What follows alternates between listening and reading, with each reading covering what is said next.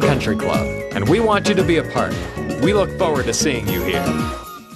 Choices regarding our healthcare needs are sometimes the most difficult choices we make. Hi, I'm Connie Slampak, Administrator of Abbey Home Healthcare in Uniontown. What a very confusing maze we must work through these days in search of quality healthcare that is both accessible and affordable. The choices can indeed be overwhelming, but aren't you glad the choice is yours? This is still America and in the land of the free. Your right to direct your healthcare services is protected by federal law. I believe this is especially important to know when your needs include in-home healthcare providers. For well over 2 decades, thousands of folks just like you have chosen a well-trained team of Abbey's in-home caregivers and healthcare providers. When you need care, we hope you'll choose Abbey too. However, it's your right to choose your provider of care. That's what this message is all about. To learn more, call Abbey at 724-439-2229 or 439-0667. Again, I'm Connie Slampak, and this message has been brought to you by Abbey, your local hometown healthcare team.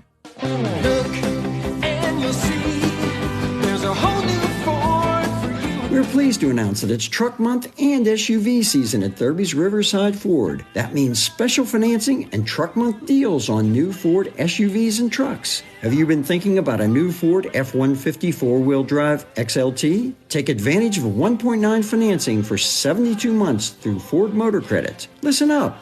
All new 24 Ford Super Duties and Mavericks have started to arrive. We've got the hard-to-get vehicles in stock. And for SUV month, the new 24 Escape, Explorer, Edge, Bronco, and Bronco Sport, and the iconic Ford Mustang have arrived just in time for their Auto Show month and SUV season. We have the inventory in stock and on the way. Thurby's Riverside Ford, your presidential award-winning dealer located 1 mile past Lady Luck Casino on Route 40. See Joey, Sammy, Jimmy, or Ashley. Offer ends March 31st, 2024. For funeral services from pre-need to at-need, burial or cremation, call Gates Funeral Home and Crematory, located at 136 North Gallatin Avenue in a beautifully restored historic home. Family owned and operated by Rick Gates, former Brownsville resident and Guyville alumni, the Gates Funeral Home and Crematory offers warmth, convenience, affordability, and ample parking. With a knowledgeable funeral director and compassionate staff, the Gates family and the Gates Funeral Home and Crematory are ready to assist you. You can go to Big Box Medical Office. Now serving number 3,943. Or, hi, come on in. How are you feeling? when you see doctors Paul Hartley and Mary Beth Riley, plus nurse practitioners Tara Bozek, Jessica Reckhart, and Stacy Morris, you get one-on-one personal professional health care serving the area for over 3 decades. If you're looking for a primary care doctor, call Doctors Hartley and Riley at 724-437-1109 or online at ppcp.org. Or serving number 3,944. The views and opinions presented by the host, guest, or callers on this program do not necessarily represent the position of WMBS Radio. The following is a paid political presentation. Candidates may have provided all or some questions to the host and may or may not take phone calls. WMBS and the host do not endorse any political candidate on air during a paid political presentation. This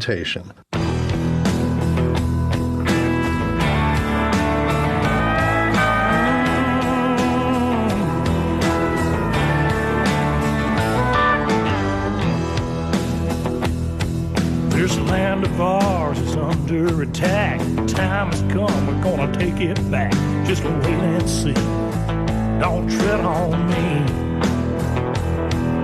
I won't sit back, stand idly by. Watch the heart of my nation die. Oh, not me. Don't tread on me. Don't tread on my Bible. Don't tread on my guns. Don't you tread on my faith in God's only Son. Don't tread on me.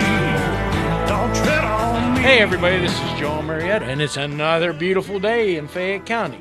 Today's show is being brought to you by Monarch Door Windows and Doors, Miles's Garage and Tire Center, PatriotsOnline.com, Fayette County Recovery Storage and U-Haul, Country Motor Sales, Tactical Civics, White Mountain Logging, Solid Foundation Ministry, New Life Free Methodist Church, Highline Motorsports, Gun Owners of America, Hillbilly Jon Radio, and Jon Marietta for We the People. I'm going to start out with this today. It's Proverbs 28:1, and this is why me and Jim don't run no more. But the wicked flee when no one is pursuing, but the righteous are as bold as lions. So there's that. Yeah. I get Jim Custer with me today, and I need to start out with this because I'm getting lots of phone calls, and I want people to understand what's a little bit better what's going on. Reasonable people don't create the divide in our politics. Many people have tuned out politics out of the disgust or despair. They hate what is happening and don't want to take part in a process they don't feel good about. Unfortunately and unintentionally, this is leaving only the most ardent, most extreme voices in the parties. Candidates trying to win have to play to the far ends of the spectrum, especially in the horribly distorting primaries. In a perverse way, the Uniparty has pushed back people out and got even stronger. We have to step up and take a government back from these toxic tribes. It's time to destroy the myth that you have to vote Republican or Democrat and that the system can't change. The myth that the political dysfunction is a norm and toxic civil discourse is the only way to engage at the marketplace of ideas. We must counteract the corrupting power of the two-party system and unite voters across partisan lines. That means we need to work together. Onward to another truly American revolution in the spirit best captured here by the first president of our country. George Washington said, however, political parties may now and then answer popular ends. They are likely in the course of time and things to become potential engines by which cunning, ambitious, and unprincipled men will be enabled to subvert the power of the people and to usurp for themselves the reins of government, destroying afterwards the very engines which they have lifted themselves to unjust dominion. Okay, with all that said, I want everybody to know that there's great folks in both parties. I really believe that. I believe there's good people trying to do the right thing in the Republican Party and the Democrat Party, and I have many people that have helped me over time, and I believe we need to stay where we're at right now for the primary. Then we can evaluate and move forward with things. I've been fortunate in being able to say that both parties have been kind to me, and I appreciate your support. And I want to thank you for it all. I registered in the Constitution Party just here a week or so ago, and I was going to make an announcement at a later time, but people were asking me too many questions. And what I feel we need is less government and more freedom, and I think that's what it takes to make this country work. I think that's what it takes to make this county work. And there's a couple of things that I want people to understand. I'm doing this because I give the true conservative people in the county a place to stand up for we the people. And there's three things about this that I want to instill upon you. Any power that government takes from the people, it will never be returned voluntarily. Every power that the government takes will ultimately abused to the maximum.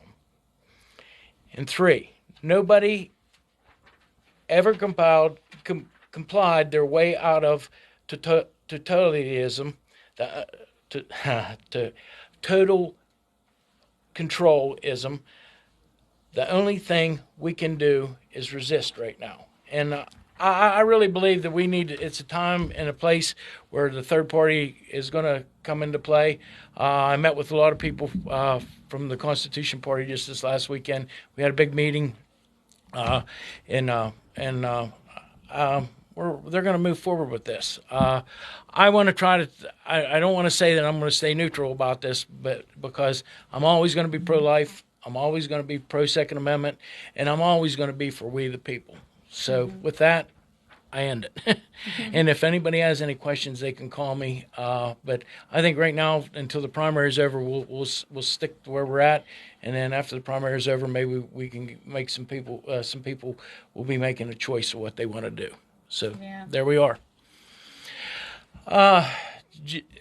Gina was getting phone calls about it too, so I want to kind of put this to an end, so we know where we're headed. So with that, I want to also. Jim's been a friend of mine, and he sometimes we've always got along really well, and he understands where I'm coming from all the time, and I just want to do the right thing for we the people, and I know that that's the way he feels about things. So with that, we know I just got some news from Delaware County, where they took a hospital, I guess, and they're bringing people on. Do we want to say undocumented? Is that the word we want to say? I'd still go with illegal. Okay. Illegal? Yep. Yep. And it seems like there's 3,500 of them there right now. Yeah, that's what I heard. That was a headline that just came across before I came in here. I also saw another headline that the Supreme Court sided with the state of Texas on upholding their own law to enforce their own border to immediately detain and deport any illegal migrants coming across the border illegally. So where does the Pennsylvania Sheriff's Association stand with this? Or am I not allowed to ask that question? I don't know if the association itself really hasn't come out with a statement yet. I know several of the individual sheriffs, including myself, take the stand that Texas does, immediately detain and deport. Mm-hmm. So how do we, I mean, that's a process in itself. Exactly. So you have to have some place to detain. Right. And then it's a cost to send them back. And it's going to cost, right. So there was some of the stats here recently. I've heard they've had 105 removal flights recently. And have sent back 12,193. 12,000. Wow. There's been, I have sort of a breakdown, 10 flights back to Colombia, 1 to the Dominican Republic, 4 to Ecuador, 45 to Guatemala, 21 to Honduras, 9 to Mexico, 1 to Nicaragua, 2 to Peru, 2 to South Korea, and El Salvador. 2 flights to South Korea. Yes. South Korea. Mm-hmm. Wow. Yep. So that's some of the stuff that's going on here recently with our border. And actually, we were going to do this 3 weeks ago, and that's we have a busy sheriff. that's the easiest way to put it, huh? Yeah, just a little bit. And there's with this situation, and I get phone calls, and I pass them on to you. And but I want people to. That's what people have to do if they see anything, or they need to get a hold of you. Exactly. Or get a hold of the office. We'll report it. Yep. State police, anybody that's local law enforcement in the area, get it reported so it can be followed up on. And I know that you've been very vigilant about this. We've been trying to keep abreast of what's happening nationally so that we can have a handle on what happens locally should it come here. And the sheriff from out in Ohio. He's Jones, Butler County. Yeah, Butler County, Ohio. Yeah, he's right there close to Cincinnati. Outside Cincinnati. Right? And that's kind of a rural area, but it's kind of like it's still urban though too. I imagine a lot of it's better, but I think it's like Washington County outside of Allegheny. Pretty much. Pretty much. Pretty much. Right. And he's been on top of this, and one of the things that he's been, from what I've read, what he's put out, and he's been quiet for the last few days though. But when he gets deciding he's going to say something, he's unfearful about it. But he's complaining about the northern border now too. Right. And I think the last time I was on with you, I mentioned the northern border, that how that's become a concern. And I have a report here on the U.S. northern border exploited by human smugglers. And in 2023, Customs and Border Protection apprehended at least 12,200 individuals for illegally entering the U.S. through the U.S.-Canada border, reflecting a 240% increase from 2022. Although a much smaller number of migrants use the northern border, For migration routes, the increase of the northern routes will likely continue to rise. CBP reports and indicates a significant year-over-year increase in northern border encounters, including more than 189,000 encounters in 2023 alone. The U.S.-Canada border is approximately 3 times longer than the United States-Mexico border, and the ports of duty are understaffed as CBP directs most of its resources to the migrant surge at the southern border. So, like I said, they coming through Vermont, New York, and all across the Midwest, to include Montana, North Dakota. So those there's are being exploited. If anybody's been to Montana or the parts of the border that we border with Canada are there's nothing there. I was going to say it's not protected like the Mexican border, right? Because there hasn't been as many issues in the past. Is that why it's not as protected or not as watched over? That's pretty much, yeah. It doesn't have quite the surge all at one time. It's more of a, individuals coming across at not the same rate. There's been reports that individuals can purchase plane tickets for $350 deporting Mexico with a destination in Canada prior to journeying south. Wow. Nationals of several countries, including Mexico, are not required to apply for a visa when entering Canada, but are required to apply for an electronic travel authorization, which is usually granted within 24 to 72 hours. And the one thing that the Canadians are real big on, you can come into their country by train or plane or a boat, but to fly in, they're very strict about the flying in part and flying out. I mean, very strict. I mean, I actually got caught in Vancouver without without my passport. I had a passport card, and they said you're gonna have to get to the United States, so you can travel however you want in Canada with your passport card, but you cannot fly out of here. And I had a plane flight scheduled, and the Canadian Mounties were very nice to me. They were kind. They helped us find transportation to get. A lot of people don't realize that Vancouver and Seattle are only about 60 miles apart. So we took a shuttle bus down to Seattle, and then we flew out of Seattle. But getting things switched around was a big deal, and they were helpful. But I tell you what, they weren't going to let me fly, and there was no doubt about it. They weren't going to let me fly out of Canada. Yeah. Like I said, the report that you just mentioned out of Delaware County, I'm not. Don't have that information yet, but I'll be interested to see, whether those came from the southern border or if any of those come from the north. I'll be able to report on it. Releasing that here shortly. Yeah, there'll be some things up on Facebook in the next few hours that I got somebody that's checking in on that. They actually it was a hospital that they closed, and then they're using it, I guess, as kind of like the commissary, and they put up tents all around it, and they brought in porta-johns and things for these people, and wow. But we're under the understanding there's 3,500 that, and they're trying to, it's a problem.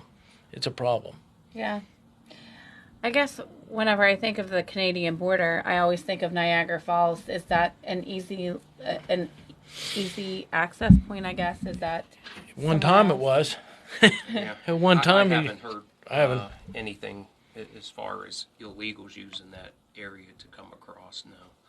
But I think the other upstate New York portion out towards Albany and that end of the state is where they've had more encounters coming through there. And you got to realize there's a lot of waterway in between us and Canada. I mean, there's all the Great Lakes. I think all but one. Well, maybe all but one borders the United States somehow. But I mean, Detroit is right across from Toronto. Is that right? Windsor, Ontario. Windsor, yeah. And so it's just just a tunnel, drive right under the lake, and you're up in Canada. Yep. I mean, it's a big deal, and with everything that's going on, and we have to be. It's going to affect us in Pennsylvania. Yeah. I mean, it's like he said, the governor of Texas is standing his ground, but we haven't heard nothing out of our governor yet. So we got to think about that. It wasn't that long ago that like the mayors were declaring to be sanctuary cities, right? I felt like that wasn't that long ago. Well, was that back in like 2000? Yeah, I'm thinking like 20? I'm thinking like the closest one to us would probably have been Pittsburgh, right? I think Greensburg. I think they were. I don't think they actually made that decision fully. But I think that Pittsburgh. I remembered it was a great debate on Facebook, and it was one of those really fired up topics that a lot of people could not agree to disagree on. And it was either you were on the side of not becoming a sanctuary city because you knew the dangers that were involved in that, or you were in favor of because you wanted to be compassionate towards people, I guess. Well, we all have compassion. I believe that. I believe we all don't. We don't want to see anybody hurt or go with. But if you don't belong here, you don't belong here, and it's just that simple. So, anyways, I know you've been busy. Where do you want to go to next? Oh, I can give you a little thing. I know I missed last week's show because I had to run down to Washington, D.C. I have a project that I've been working on for almost 2 years now, it seems. There's a friend of mine. His name is Sam Royer, retired Marine, and has been a friend of law enforcement. And now, since he's been out of the Marine Corps, he's is a mortgage broker. So what he's been doing to try and help law enforcement, first responders, is he's drafted language that has been created into a bill, and it's to model the VA home loan. So what it does is gives first responders,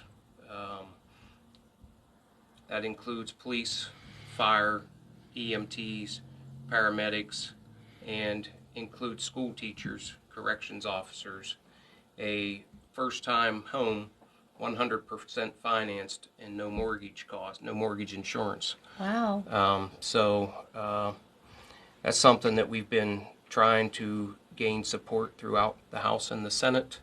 It's called the HELPER Act, which stands for Homes for Every Loan, Local Protector, Educator, and Responder. So it's the HELPER Act. It's Senate Bill 1514, House Bill 3170. So he actually got Senator Rubio on the Senate side and Congressman Rutherford on the House side to introduce the bill. So we're up to like 120 House sponsors and 19 Senate sponsors. So last week the bill was brought up in committee. It's assigned in the Senate to the Committee on Banking, Housing, and Urban Affairs. So it was heard in committee, and now that we've been there, we're hoping it gets pushed out to the Senate floor for a vote here in the near future. So it'll be for EMS workers? Yes. Okay. Again, it's police, deputy sheriffs, corrections officers, all on the law enforcement side, firefighters, paramedics, EMTs, and school teachers in corrections, if I didn't say corrections officers. So that's all included for a one-time use. And like I said, it's modeled after the VA loan, but you have to have been employed for 4 years under full-time employment through a municipality. And like I said, it's designed for 100% financing and no mortgage insurance to cut down fees and costs for a first-time home buyer. I think we need to take care of our firemen and our police officers as much as we possibly can. I think a lot of times they get neglected. The EMS workers, people that they have to go out and do some things that at times that nobody else wants to do. Right, right, and I think it happens. Maybe not so much here, but there's areas because. Those in these services aren't the best paid, and they have to have go buy a home another county away or somewhere else just to afford it to be able to go to the bigger cities of where they are employed. So that, I think that was a lot of the meaning behind it when he drafted the bill, and I think that's why there's been a big push from our across the country with our law enforcement and our first responder personnel. There's myself and a couple other sheriffs and some fire officials here in Pennsylvania that's been working on it, and he has surrogates in other states across the country too, reaching out to our congressmen and our representatives to try and get something like this pushed through. So it's been a learning experience, something that I never got to see that side of government. So it's been fun to follow and it's a slow process. But it's a very slow process. Anytime when you put a bill together and then try to push it through, So you're getting to see how it really works. It's just like being able to. You think about things that could be done. I mean, when you're at your home or something that needs to be fixed, but government doesn't work that way. You have to get approval, and it's the same thing on the way you're talking about this. I tell you what, I'm really. It's nice that you're doing this and taking the time. So because it's going to affect. Obviously, not there, but there's a lot of people starting new in these fields. And it'd be nice to see them be able to take advantage of a program like this. Yeah, it seems like a really good incentive to get people to come and work in those areas, and then also to be able to live close to where you work, so that a lot of the times the law enforcement and the people from the EMS, they get called out onto different, to different accidents or whatever, and to be closer to home probably would be so beneficial. Yep. Exactly. Sleep-wise, probably. Yeah. Less travel time to get to work, right? Right. Yep. This is a really good thing. So, we had talked about this. I'm wanting to say it was last May, the first time you told me about it. Yeah. So, like you said, it's been a long process. So we're at a different May. It looks like we might have enough support to get it out of committee onto the Senate floor, and then. Hopefully the House will follow, but we're good. That's great news. Yeah. Some good news today. Further than it's ever been. Right. Well, there's always good news. We don't. Sometimes we gravitate towards the worst parts of things, and one of the things that I didn't get to go to the fireman's thing this year. Well, it might be still coming up where they talk about when you approach your wrecks and what you do, and one of the things that you don't do, no matter what's going on, you gotta watch where you put your hands inside of a car. And I think about these guys. They're trying to keep people out of cars. They're trying to policemen the same way, EMS workers, and you got to watch what you're doing because you don't know what that person was doing before they wrecked. And the one girl that she was working for the fire department, and she was going to have a baby, and she was working on a EMS crew, and they were trying to get somebody out of the car. She reached in down buckle them, and there was a needle there, and she got stuck. And it was some pretty bad stuff, and luckily there was somebody there. There was somebody there that understood what happened right away, and they were able to help her and they saved the baby. But she had to go through a lot of stuff, so. Wow. But anyways, that's where we're at, and I get to see Jim almost every day, and I'm glad, and it's a good thing. It's a good thing. People don't realize how busy the Fayette County Sheriff is over, and then it's over a lot of things, and with the things that these two things we just started about, he's probably got several weeks. If you add it up all the time, several weeks worth of hours put into these things. Mm-hmm. And I know that as far as the other thing goes, I mean, with the illegals, we got to be diligent about what we do, and we need to be able to help you out. We don't need to face up to anybody, but we need to make a phone call if we see and get a hold of him, and he'll take care of it. Mm-hmm. Yeah. Okay, I know you have another 3 or 4 pages. Right. Something closer to home here, locally. Okay. Yeah. I don't know if I was on before. Had we moved into the new jail yet? No, you hadn't moved in yet. I didn't think so. So, yeah, everybody knows, I think last month, February 21st, moved out of the old jail into the new jail. It's a beautiful facility. things are going well with the inmates. A few things here. It's all brand new. A few little bugs to work out here and there, but for the most part, it's doing well. So I guess I can take back a little, about 2 years ago, when I was at the National Sheriff's Conference in Kansas City. There was a sheriff there, Christopher Swanson from Genesee County, Michigan. That's Flint, Michigan. Was talking about this new standard in corrections. It's a program, for lack of a better word, but what it is, it's an actual culture change. So I sat there and listened to him, and as I'm thinking, wow, we're just starting construction on a new jail in Fayette County. So after listening to Sheriff Swanson in this program, which is called now IGNITE, which is an acronym for Inmate Growth Naturally, Intentionally Through Education. So since Sheriff Swanson started this program in September of 20, the National Sheriff's Association has come out and adopted this model and introducing it in jails across the country now, in county jails. So here we are, fast forward, our jail's finally done, and I'm excited. We put out a press release yesterday that we'll be launching IGNITE here in Fayette County next Thursday at our jail. So we'll have representatives from the National Sheriff's Association. I have sheriffs coming from Michigan, Idaho,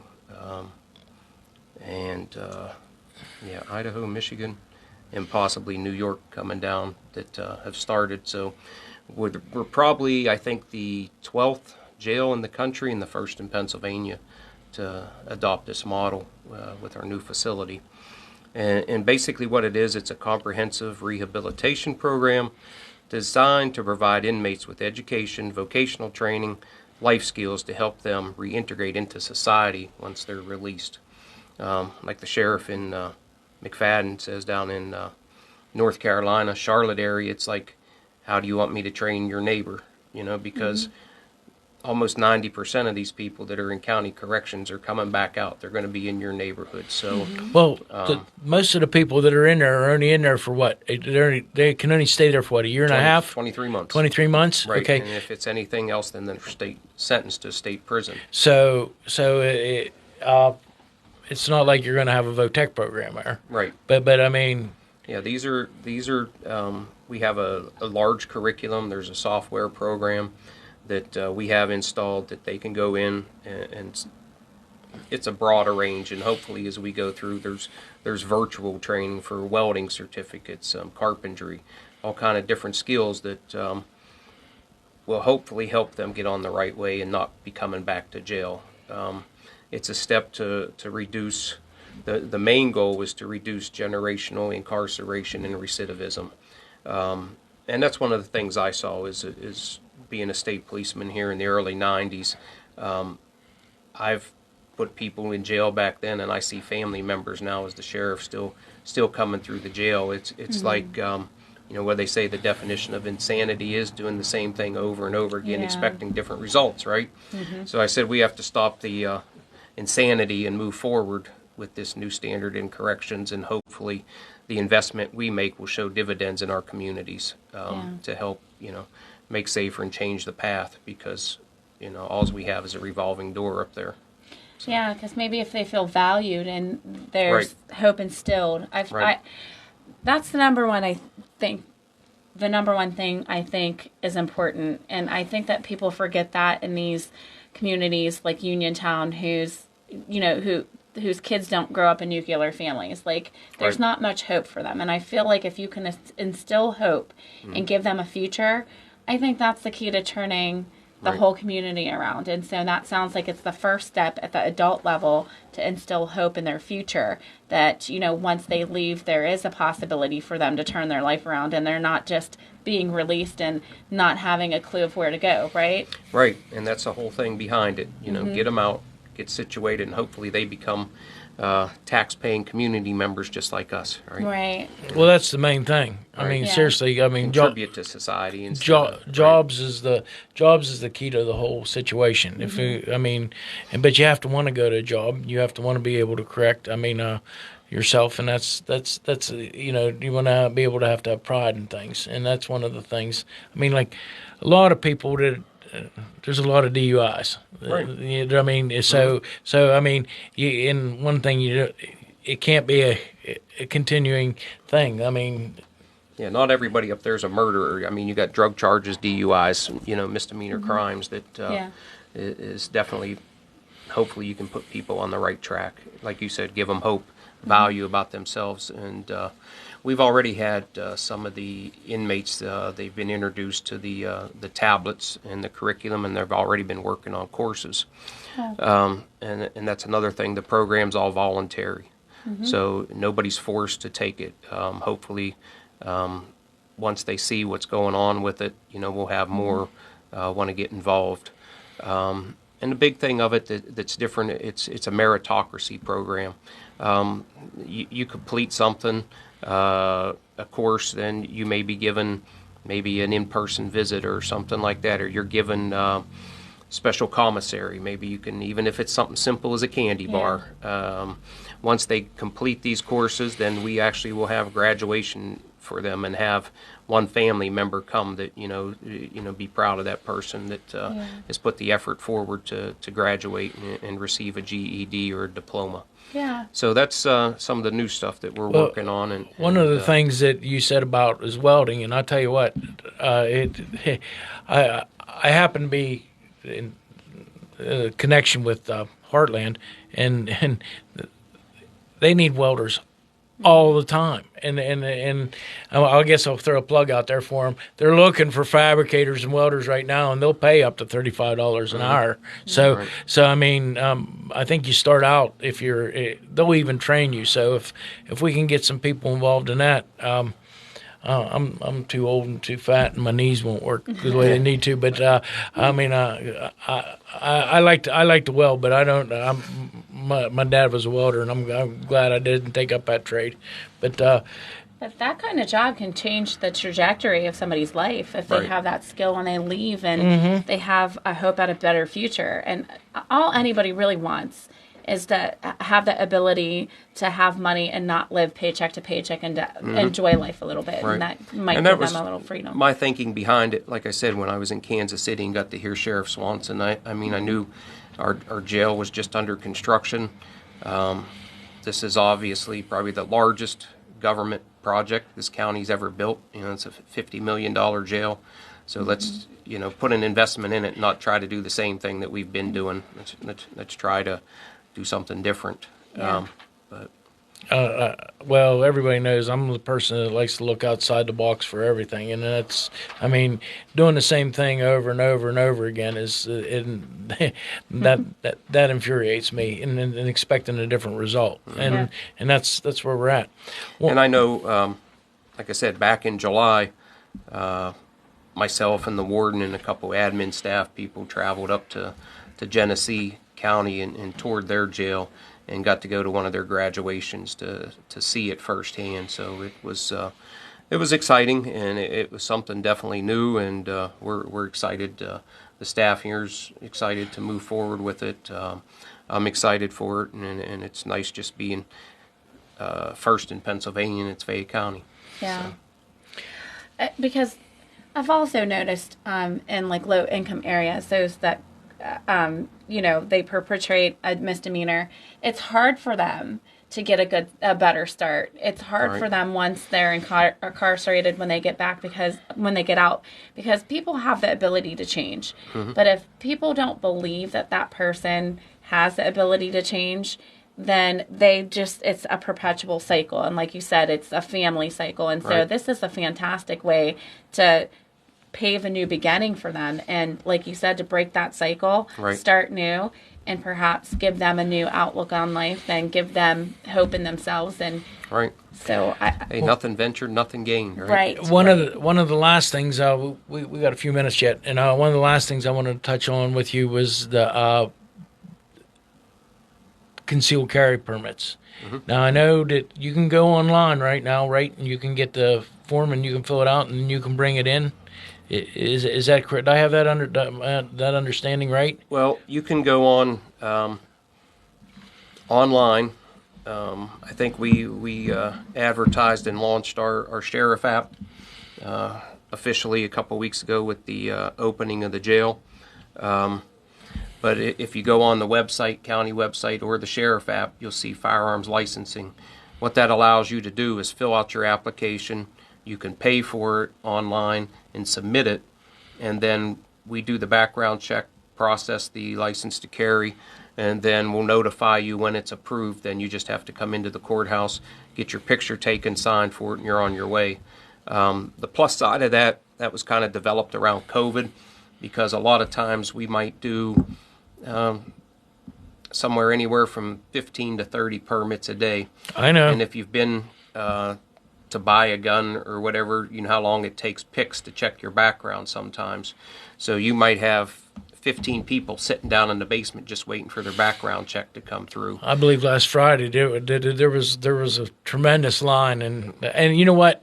People will get upset, but because I come out the door, because that's the bottom, right there by the recorder's office, the lower level, and I'll come out the door and they'll say, John, and I say, well, and I explain to them, you could have went online, right? And they would have called you to come get your picture. Walk in, get your picture taken, sign, and you're on your way back out. But both options are available. You know, obviously, if you can walk in, you may have a wait, but then sometimes PICS will approve you in just a matter of minutes. Otherwise, I've seen people sitting there 2 and 3 hours waiting for their background, So, but that option is there. And I will say,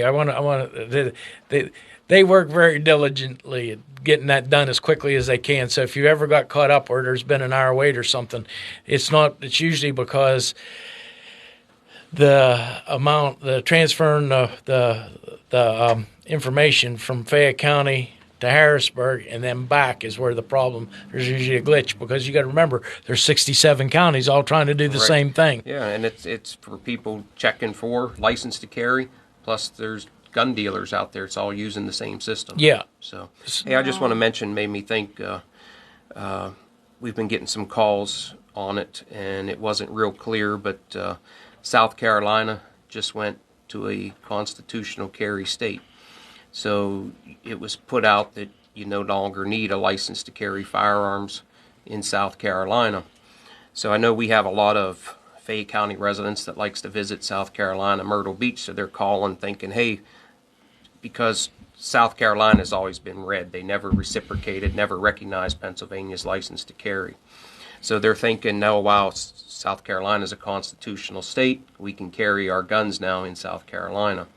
So just to clarify, that's only if you are a South Carolina resident.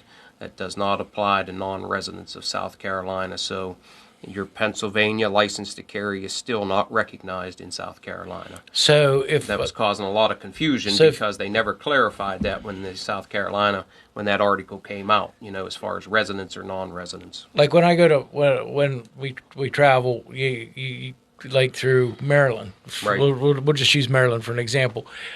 You have to, the firearm has to be stored separate from the ammunition, and both have to be under lock, right? Is that? You can get away with stopping there at the state line somewhere, unloading the weapon, put part of it in the glove box, find the compartment, and put the ammunition or the magazine somewhere else. So, but you're still not allowed to.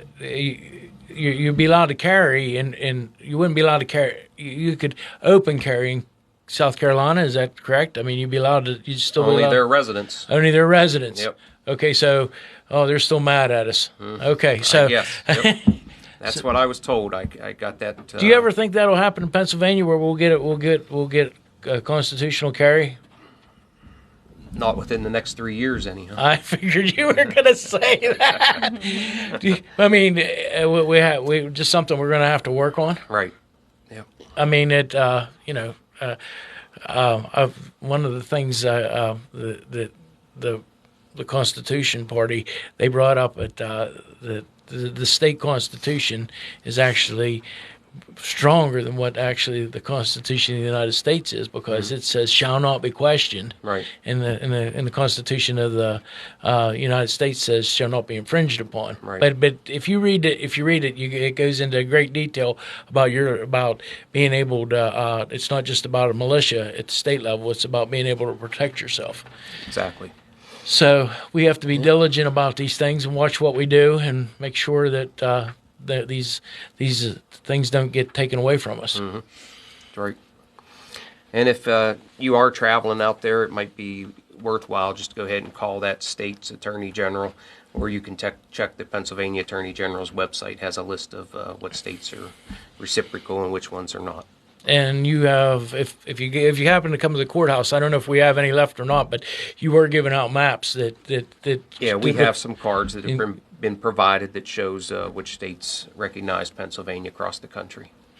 Yeah, I mean, guys go hunting. They want to move and a lot of guys carry all the time. I mean, and you got to get used to that. Yeah, I know. No. I got in trouble already, but no. But now that you mention that, because Nolan's very into his shotgun, hobby that he has, and so we're going to Texas this year, and we're also going to go, I think, to Georgia. We're not quite sure. He wants to shoot in all these states, but he wants me to take the shotgun with me.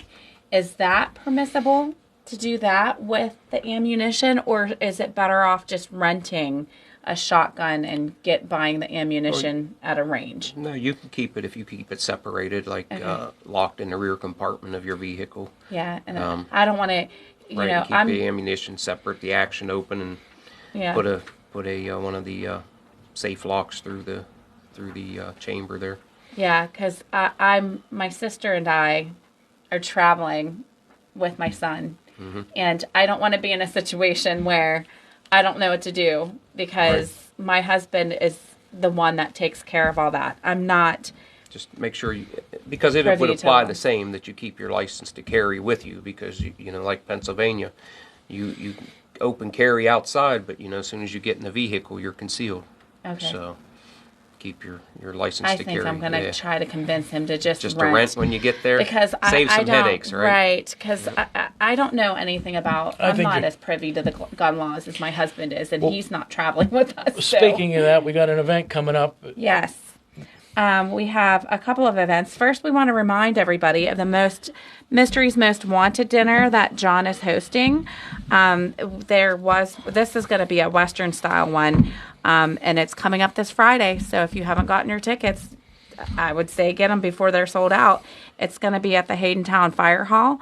There's going to be prizes and 50-50 and all kinds of stuff going on, but most importantly, there is going to be good food. I'm always up for a good dinner. And so if you want tickets for that, you can contact Patty at 724-322-7349, and then also the Second Amendment gun shooting. It's going to be what day? You have to register by April 1st, but it's going to happen on the 13th. Okay, we got to close it up. On this road called life, you have to take the good with the bad. Smile when you're sad, love what you got, and remember what you had. Always forgive, but never forget. People change. Things go wrong. Just remember the ride goes on. God bless each and every one of you, and God bless America. This is Jon Marietta, and I am the Hillbilly. And this is your local station, 44 degrees outside our studio, CBS News at 5. On the way next on WMBS Uniontown. This is CBS News on the Hour, sponsored by O'Reilly Auto